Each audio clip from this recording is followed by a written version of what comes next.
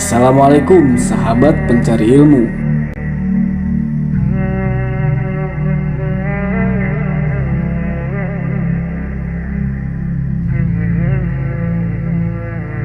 Banyak cerita yang menarik yang bisa kita simak dan pelajari ketika dulu saat Nabi Muhammad masih mengajar. Salah satunya adalah cerita tentang pohon kurma yang menangis setiap hari Jumat.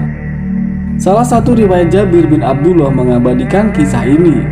Mengutip Mukhtasar Shahih Al-Bukhari oleh Imam Zainuddin Az-Zubaydi, Jabir berkata, apabila Rasulullah berkhutbah, beliau biasa berdiri di bawah pohon kurma.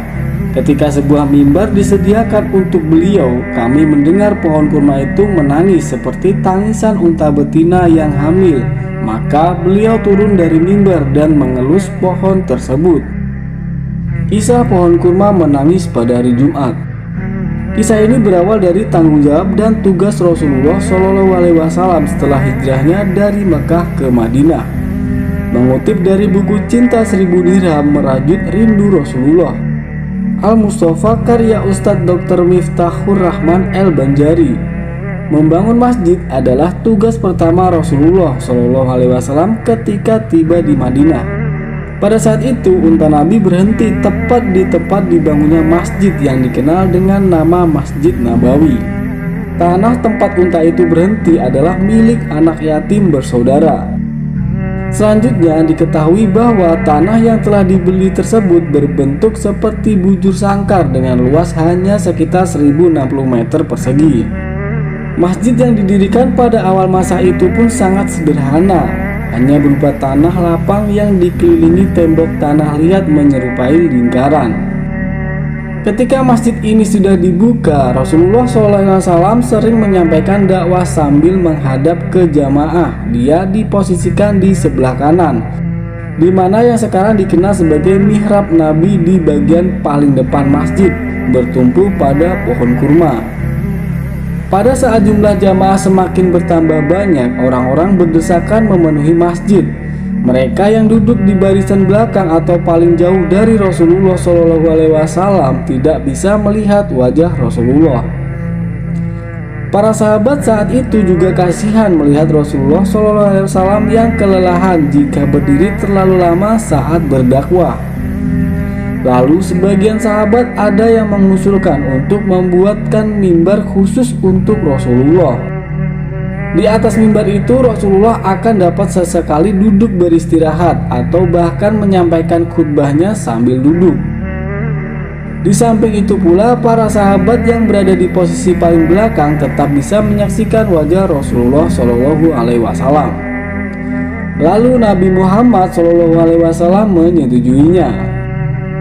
Datanglah saat hari Jumat. Ketika mimbar yang dibuat khusus untuk Rasulullah selesai, beliau keluar dari pintu kamarnya. Beliau berjalan menuju mimbar dengan melewati sebuah pohon kurma itu.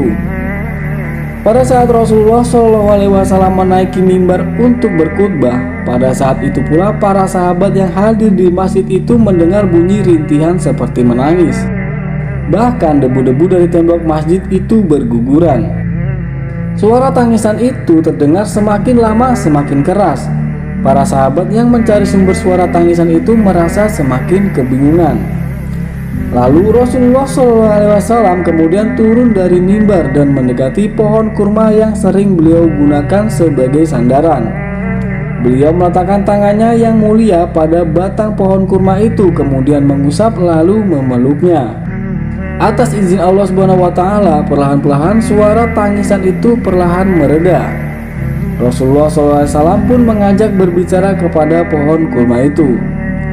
Rasulullah berkata, maukah kamu aku pindahkan ke kebun kamu semula, berbuah dan memberikan makanan kepada kaum mukminin? Atau aku pindahkan kamu ke surga, setiap akar kamu menjadi minuman dari minuman-minuman di surga, lalu para penghuni surga menikmati buah kurmamu. Lalu pohon kurma tanpa keraguan memilih untuk dipindahkan ke surga. Kemudian Rasulullah SAW bersabda, demi Allah yang jiwaku berada di dalam genggamannya, jika tidak aku tenangkan dia, niscaya dia akan terus merintih hingga hari kiamat karena kerinduannya kepadaku. Dalam informasi lain, mengutip Syekh Abu Bakar Zabir Al-Jazairi, diceritakan bahwa Rasulullah SAW pernah terlihat berbicara dengan sebatang pohon kurma. Kemudian wanita dari Ansor berkata kepada beliau, "Wahai Rasulullah, aku memiliki anak seorang tukang kayu. Bolehkah aku menyuruhnya membuatkan mimbar untuk engkau dari pohon itu untuk berkhutbah?" Lalu Rasulullah menjawab, "Iya, boleh." Maka si tukang kayu membuatkan beliau mimbar dari pohon kurma tersebut. Pada suatu hari Jumat telah tiba, Rasulullah SAW sudah mulai berkhutbah di atas mimbar, bukan lagi di atas potongan pohon kurma seperti pada masa awal pendirian masjid. Tiba-tiba batang kurma yang dijadikan mimbar itu menangis seperti tangis seorang bayi. Rasulullah SAW berkata, "Batang pohon ini menangis karena merasa telah dilupakan." Demikian diterjemahkan Imam Firdaus dalam buku My Beloved Prophet. Dalam riwayat Bukhari dikatakan, batang kurma tersebut berteriak seperti teriakan seorang bayi.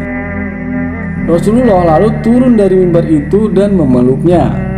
Sementara mimbar dari pohon kurma itu terus menangis, lalu Rasulullah berkata, "Pohon kurma ini menangis karena mendengar zikir diucapkan di atasnya." Menurut Syekh Abu Bakar, pohon kurma tersebut menangis karena mendengar zikir Rasulullah SAW dan sedih karena berpisah dengan beliau yang selalu berkhutbah di atasnya. Padahal pohon kurma tersebut merupakan benda mati yang tak memiliki roh dan akal.